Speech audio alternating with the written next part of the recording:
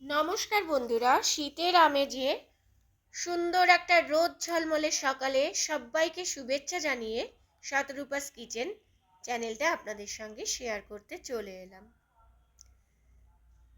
তো আজকে আমি আমার ছোট্ট একটা বাগানের সাথে আপনাদের সকলকে পরিচয় করিয়ে দেব। দেখুন কি সুন্দর লঙ্কা গাছ। লঙ্কাগুলো যখন একদম ছোট ছিল পুরো বেগুনি কালার ছিল। কি সুন্দর লঙ্কা হয়েছে। এখানে আমার ভোরবেলাতে বা দুপুরবেলাতে খেয়ে দিয়ে একটু এই রোদ্রে দাঁড়াতে ভীষণ ভালো লাগে। ফোন নিয়ে বসে বসে তো প্রায় সময় এখানে গল্পই করতে থাকি। আমার অনেকটা টাইম এখানেই কেটে যায়। চারিদিকে ছোট বড় অনেক কিছু গাছ লাগানো আছে। আমার প্রত্যেকটা বারান্দাতেই লাগানো আছে। তো এই বারান্দাটায় এই গাছগুলো লাগানো আছে, তাই আপনাদের সাথে তুলে ধরলাম। কেমন লাগলো অবশ্যই কিন্তু কমেন্ট করে জানাবেন। এই গাছটার নাম আমি জানি না, তবে মাঝে মাঝে আমার হাজব্যান্ড এই গাছের থেকে কয়েকটা পাতা ছিঁড়ে মাংস বা মাছের কোনো তরকারিতে দেয়। একটা অন্যরকম একটা স্মেল আছে।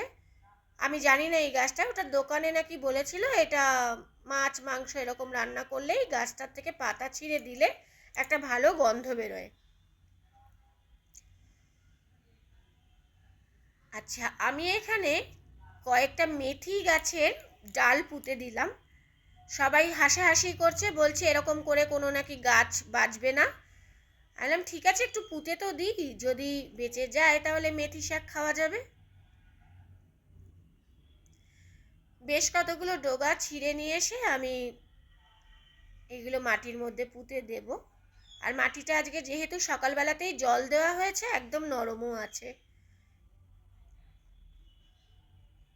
মেথি শাক হলে অবশ্যই রান্না করে আপনাদেরকে দেখাবো, আজকে তো দেখাতে পারলাম না। মেথি শাক আমার খুব ভালো লাগে, বেগুন দিয়ে মূলো দিয়ে রান্না করলে খুব ভালো লাগে। আর শীতেই তো এগুলো খাওয়ার সময়।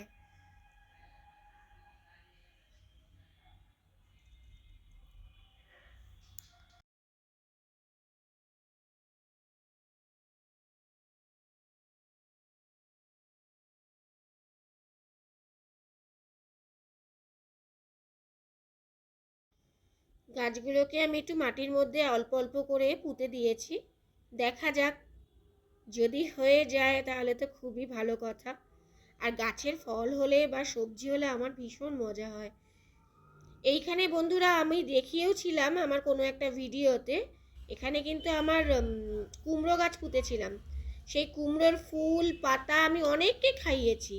গাছের জিনিস সবাই মিলে ভাগ করে খেলে অল্প খেলেও যেন মনে হয় অনেকটা করে খেয়েছি। আমার তো ভীষণ ভালো লাগে। তো চলুন বন্ধুরা, এবার রান্নার দিকটা একটু যাওয়া যাক।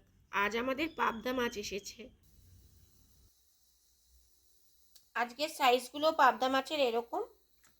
আমি এই রান্নাটা আপনাদের সামনে শেয়ার করে দেখাবো। পেঁয়াজ কলি, রসুন, সর্ষে এইসব দিয়েই রান্নাটা করব। কিভাবে রান্নাটা করছি আপনারা প্লিজ সঙ্গে থাকুন। আশা করি আপনাদের রান্নাটা খুব ভালো লাগবে। ওদিকে আমি তেলও বসিয়ে দিয়েছি, তেল গরমও হয়ে গেছে। মাছগুলোকে একটু নুন হলুদ মাখিয়ে নেব।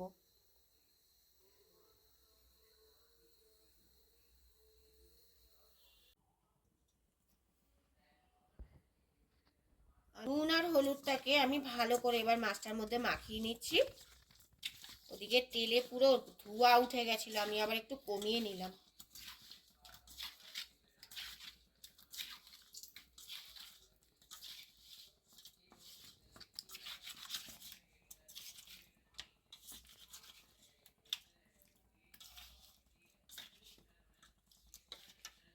মাখিয়ে নিয়েছি, এবারে দিয়ে দেব কড়াতে।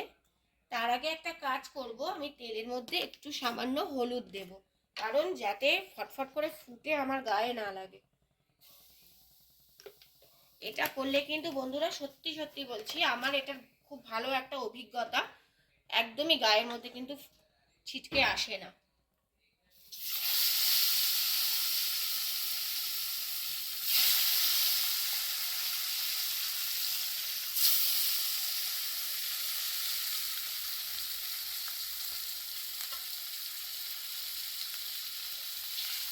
এই মাছগুলো তো নরম, অল্প অল্প করে ভেজে নেব। তিনটে তিনটে করে সবকটা মাছ আমি আস্তে আস্তে ভেজে নেব। ততক্ষণে মশলাটা বরঞ্চ আমি রেডি করতে লাগি। এদিকে মশলাটা আমি রেডি করে নেব। এখানে একটু সর্ষে নিয়েছি, কালো সর্ষে, বেশ কয়েকটা রসুনের টুকরো, একটু নুন আর একটু হলুদ, এটা আমি বেটে নেব। আর আপনাদের বাড়িতে যদি শিল নোড়া থাকে, পাটা থাকে, তাহলে অবশ্যই ওটার মধ্যে বাটবেন। আমার এই মিক্সি মেশিনে এগুলো না বাটতে ভালো লাগে না, কিন্তু আমার শিলটা এত বড় যে মানে এই তাকের ওপর তুলে করাটা খুব চাপের ব্যাপার। সেই জন্য আমি সবসময়তেই মানে মিক্সার গ্রাইন্ডারেই করে দেখাই।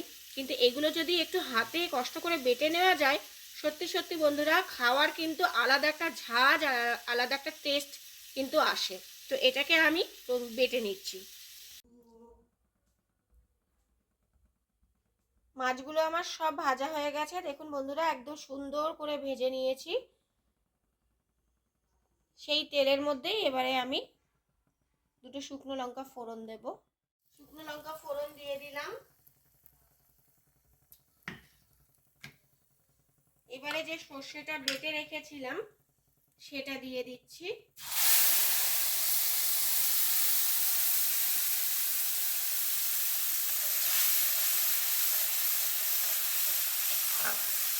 সুন্দর একটা সর্ষে আর রসুনের স্মেল ছেড়েছে।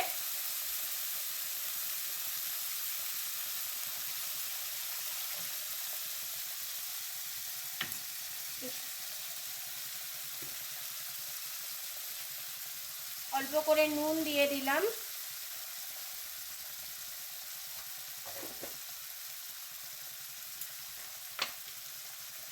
অল্প করে হলুদ,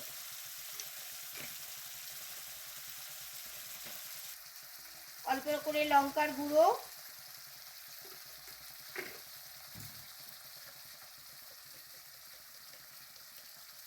সামান্য একদম কাশ্মীরি লঙ্কার গুঁড়ো। এটাকে ভালো করে মিশিয়ে দেব। সর্ষেটাকে কিন্তু বেশিক্ষণ ভাজা যাবে না, কারণ তাহলে তিতো হয়ে যাবে। হয়ে গেছে। এবারে আমি ওই মশলা ধোয়া জলটা একটু দিয়ে দিলাম।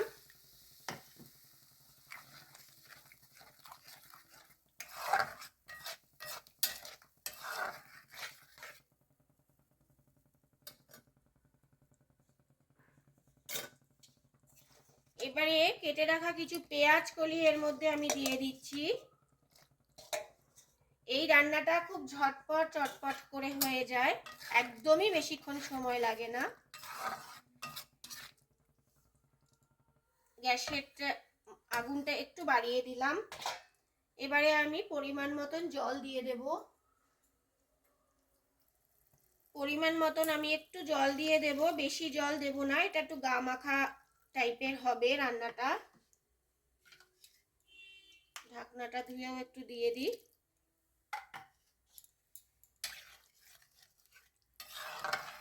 ও সব থেকে ভালো একটা জিনিস এখনো দেওয়া হয়নি,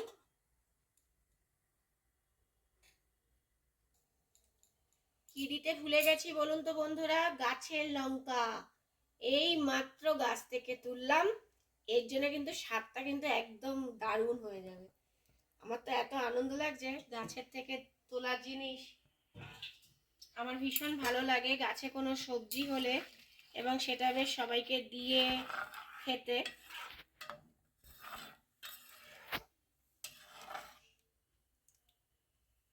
এবারে আমি ঢাকা দিয়ে দেব। যখন জলটা ফুটবে তখন আমি মাছগুলোকে দিয়ে দেব। ঢাকা দিয়ে দিচ্ছি। এবার বেশ কিছুক্ষণ পরে একটু দেখে নেব, জলটা ফুটে গেছে, সরসর করে আওয়াজ হচ্ছে। এবার আমি মাছগুলো দিয়ে দেব। মাছগুলো দিয়ে জাস্ট 2 থেকে 3 মিনিট একটু ফুটে গেলেই নামিয়ে নেব। এই মাছগুলো খুবই নরম, আর একেবারে বেশিক্ষণ ধরে ফোটালে মোটেই ভালো লাগবে না।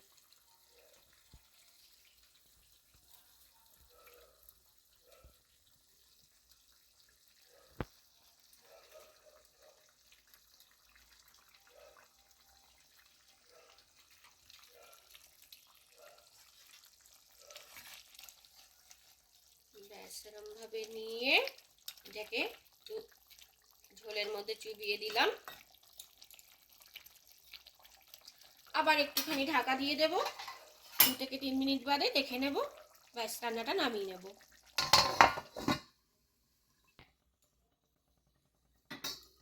হয়ে গেছে রান্নাটা, কি সুন্দর কালার এসছে দেখুন বন্ধুরা, একদম কিন্তু রেডি আমার মাছ। আমি এবার নামিয়ে নেব। এখানে একটা জিনিস দিলে রান্নাটা পুরো ফাটাফাটি জমে যেত, সেটা হলো ধনেপাতা। ধনেপাতাটাই আমার ঘরে আজকে নেই, কিন্তু মাছটা রয়েছে, মাছটা ওই জন্য আমি আপনাদের সামনে শেয়ার করে ফেললাম। আর এটাকে ঢেলে নিচ্ছি একটা বাটিতে।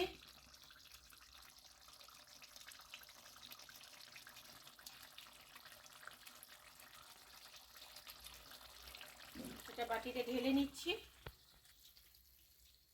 এটা ধনেপাতা হলে এত জমে যেত রান্নাটা, কি বলবো। বন্ধুরা, প্রথম থেকে শেষ অবধি আমার সঙ্গে থাকার জন্য প্রথমেই আপনাদেরকে অনেক অনেক ধন্যবাদ জানাই। আর ভিডিওটা ভালো লাগলে অবশ্যই লাইক, শেয়ার আর সাবস্ক্রাইব করে দেবেন। আর কমেন্ট করে অবশ্যই জানাবেন, আপনাদের কমেন্ট পড়তে আমার ভীষণ ভালো লাগে। তো দেখা হচ্ছে অন্য কোনো নতুন ভিডিওতে। টাটা।